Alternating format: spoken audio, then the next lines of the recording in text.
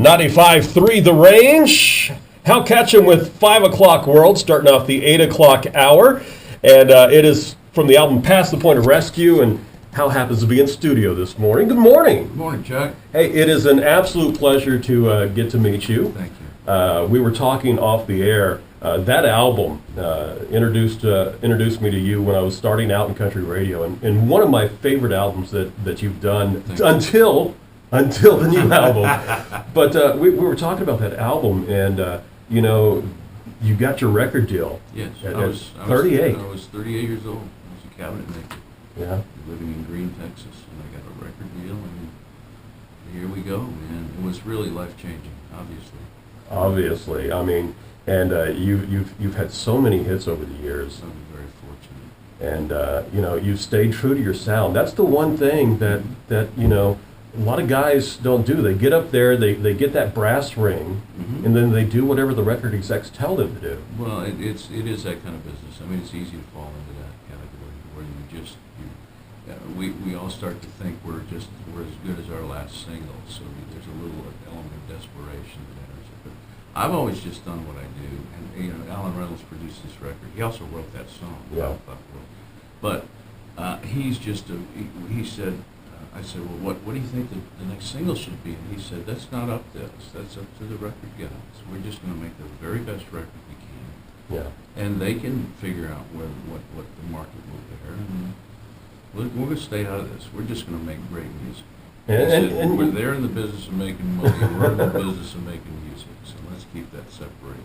You know what? And you've made great music over the years, and that leads me to talking about the new album. Yes. So excited when I saw the press release that this was coming out. I'm the Troubadour. Yes. And as soon as we got the copy, listened to the full album, and I knew we had to go with the title track for the first song to play. There's lots of music to play off of here, lots of great music. Right. But that, I mean, it pretty much tells who you are, because you've always been a troubadour. You've been that kind of musician, you know. Absolutely true. And I also have been introduced for years on stage as my introduction is "Raised by Wolves, Bound for Glory," the 71st member of the Grand Ole Opry. Yeah. So yeah, it's relative to my life, and it's like truth in advertising. Well, we'll talk about this album. Who produced this one for you? Jimmy LaFave. Wow. Yeah. We did it at Cedar Creek Studios, beautiful studio. And again, signing with this wonderful label, with Music Road Records. They've just been really, really fine. I wrote 15 songs for the record. After we had recorded everything, I said, well, what do you guys want to keep? Because typically they want to pare it down. Right. Excuse me, to 12 songs or whatever. And they said, let's just keep them all. Wow. Let's just roll with this. So, yeah, they've been terrific. It's a great album. These days, especially in the digital world, when people, they have the choice of buying singles, this is the kind of album that you want to buy and you want to listen from start to finish, because it takes you on a journey. It takes you on a musical journey. Whereas a lot of the albums, you'll skip around and find your favorites, and I think that's what has led to the digital world, where people do just download singles because they only pick their favorites. Yeah, true. And it's kind of hurt the musical industry. But when you do something like you've done, and you create an album that start to finish is just great music. Well, it's a record of that period of my life.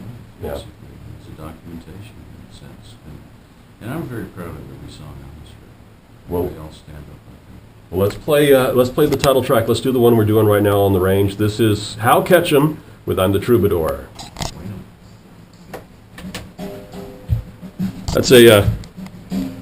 It really is such a great album. I mean, I had such a hard time, and then because "Baby I'm Blue," you start off with that, and that's a great song, and then there's your redoing of "I Know Where Love Lives," but the whole thing, I haven't found a song that I don't like on here. Thank you very much. Thank you. It was a lot. Let me ask you a couple things for Texas Countdown real quick. Okay. So we got a little bit of time here. To kill two birds with one stone. The Texas music scene. I mean, you started doing music when you were in Green, Texas.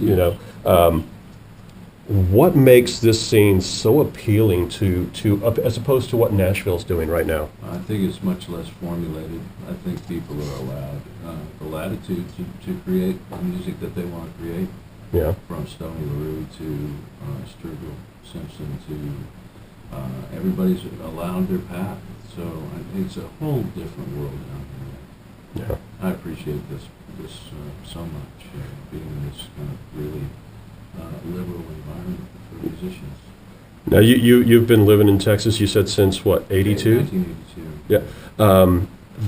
It's a lot better than living, I think, in anywhere else in the world as far as the weather we get here. Mm-hmm. I think the musicians and the food that we get here Mm-hmm. is better than what you get anywhere else. Amen. What made Texas so appealing for you? Well, my grandfather used to come through Texas and take photographs, and always put a slideshow on. We'd hang a sheet in the farmhouse, and we'd put on a slideshow. And I was just intrigued with the West.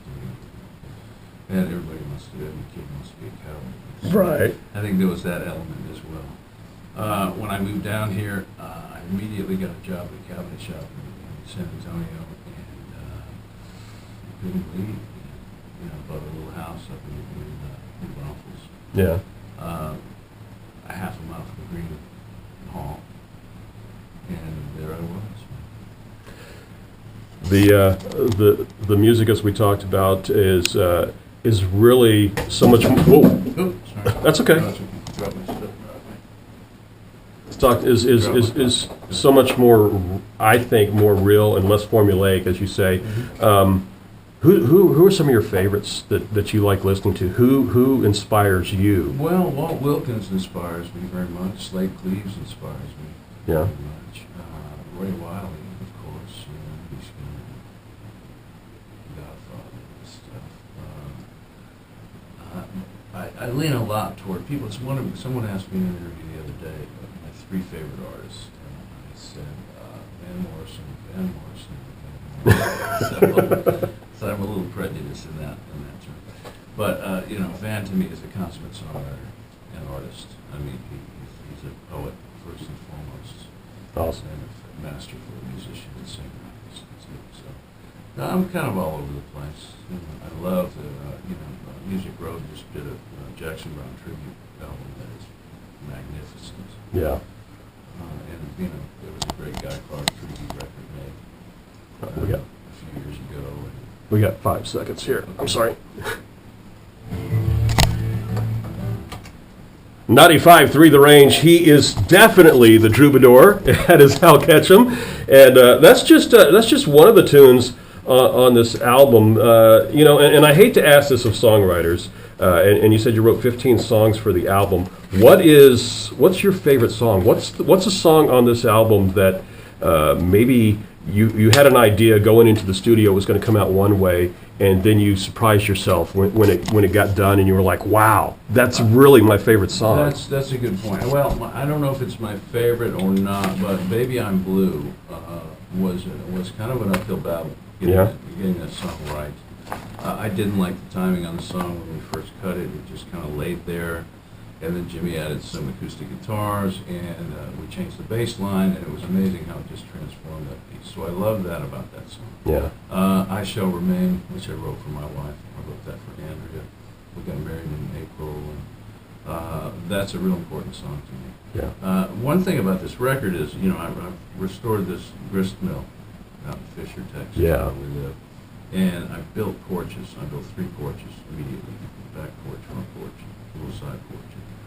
And the back porch became my songwriting headquarters for all during the period of writing this record. So a lot of these observations are real out there. A lot of this record's kind of really grounded in reality. Well, like I said, it's a great album, and I want to let folks hear a little bit more of it. We're going to do the one you just talked about, "Baby I'm Blue." Mm-hmm. This is Hal Ketchum on 95.3 The Range.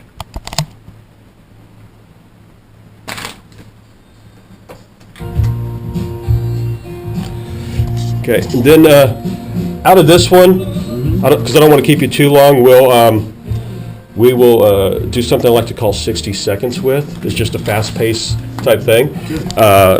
Just some quick one answer type questions, and then and then if you want to talk about we'll talk about where folks can get the album, and then I'll go into commercials. Great, thank you, brother. Yeah, man, thanks for this. I appreciate you, Joe. No, Nice to meet you. You're doing more. You're doing more for me than I'm doing. I mean, you're like a superstar, man. Thanks, man. I don't normally get starstruck, but I'm actually starstruck today. Thank you very much, man. It means a lot to me. You've got that whine in your voice that not a lot of people have. And we heard that, in I Know Where Love Lives when it first came out. We heard that whine in your voice, and that's something that kind of, I don't know. It's hard to describe. Marty Robbins had it. You have it, but there's not a lot of people who have that whine that kind of affect you and make you feel the song. Yeah. Well, I don't know why. I've never had any training. I just sing. Just natural. My mother was a great singer. That's why I sang around the house. I was singing with her. Just kind of happens. Well, I greatly appreciate you doing this. I really do. Well, got a minute 30. Is there anything else you want to talk about? Yeah, I just wrote a song this morning on the way over here. Sure. I'd like to recite it at least. Yes, absolutely. It's fresh. It's like fresh up. Brand new. Fresh up the grave mat. Well, how about this? How about I lead it into asking about out of this song, asking about your songwriting process. Good. Absolutely. And then we'll just lay it on. There you go. It works. There's always a plan. There's always a way to do anything. Now, do you ever go up to the Americana Conference when they do that in September? I never have. I've got to go this year, though. I'm sure it'll be a good thing to do. I saw this kid out of Oklahoma up there, Parker Millsap. Have you heard of Parker Millsap? I've heard the name. I assume he might be related to Ronnie. Is he not? I don't think he's related to Ronnie at all, but he's really fresh. And then of course Sturgill Simpson. You mentioned him. Sturgill knocks me out. I saw him Saturday night playing up here. He is exactly who he is. Yeah, he's the real deal. He's the deal. All right, here we go.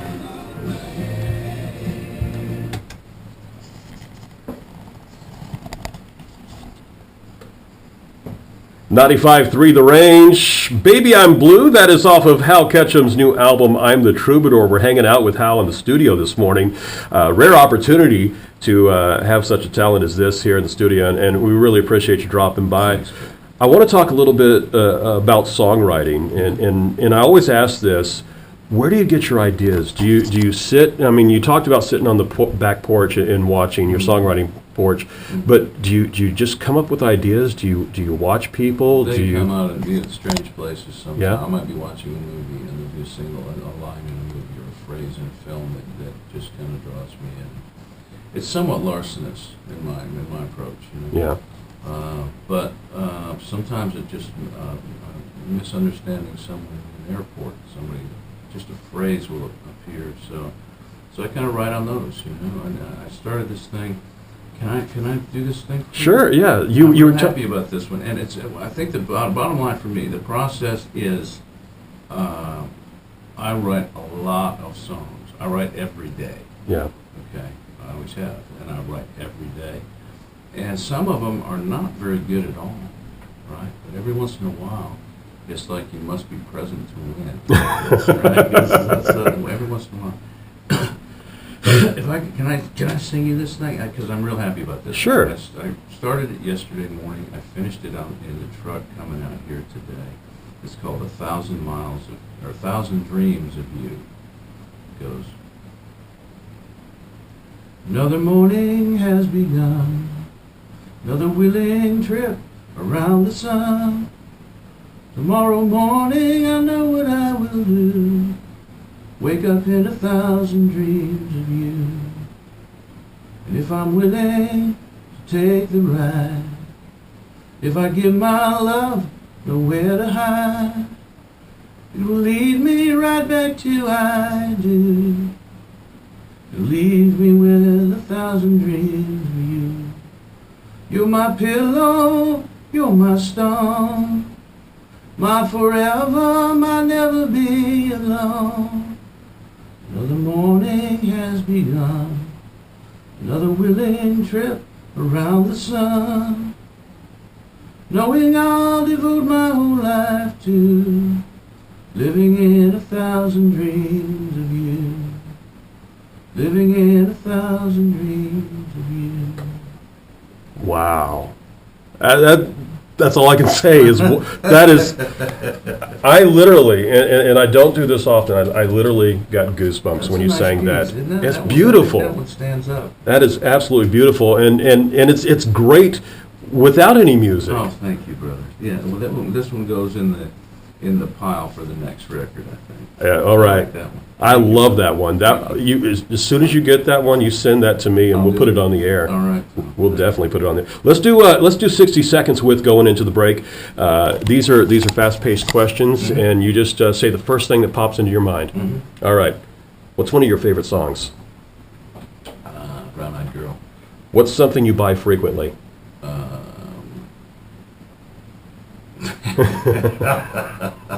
Herbal Song and Answer.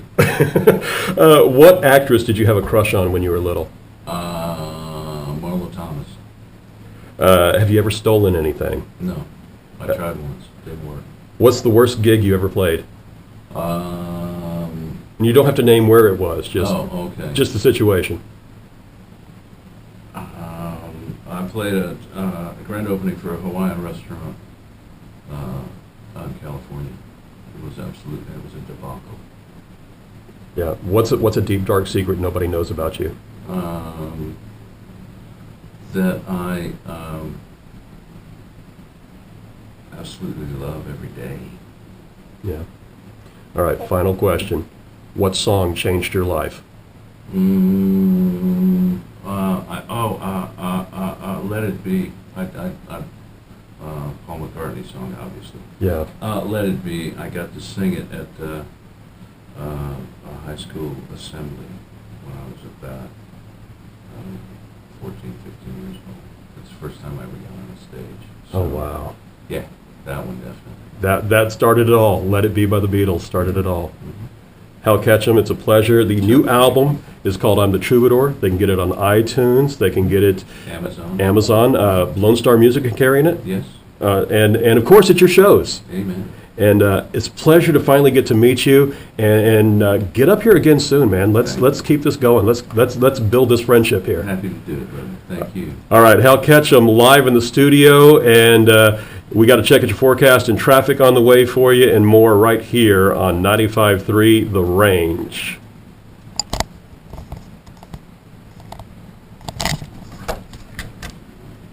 Whoops! I thought I had commercials. I gotta fade out of that. I'm sorry.